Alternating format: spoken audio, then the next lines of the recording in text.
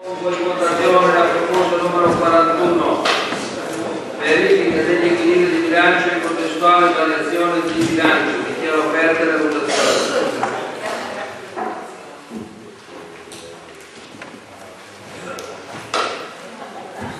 Dichiaro chiuse le votazioni.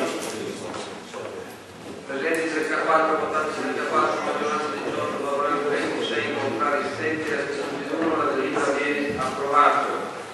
Votiamo la sua immediata eseguibilità. Dichiaro aperte le votazioni.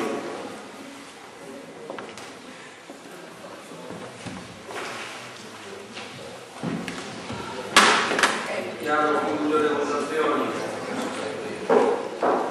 Presenti 34, votanti 34, maggioranza 21, favorevoli 26, contrari 7, astenuti 1.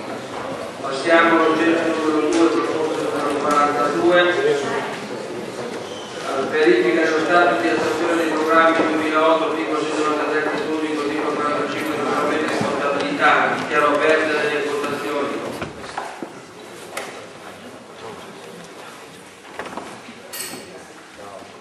Dichiaro chiuse le votazioni.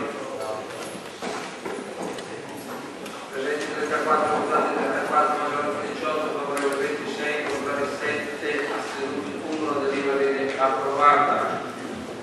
Passiamo all'oggetto numero 3, proposta numero 43, ratifica del libro di giudizio comunale numero 2008 193 2008, rende l'oggetto variazione di bilancio e di ferie per spese correnti in conto capitale. Dichiaro aperte le votazioni. Dichiaro chiuse le votazioni. Presenti 35, votanti 34, maggioranza 18. Favorevoli 25, contrari 8, astenuti 1. Votiamo la sua immediata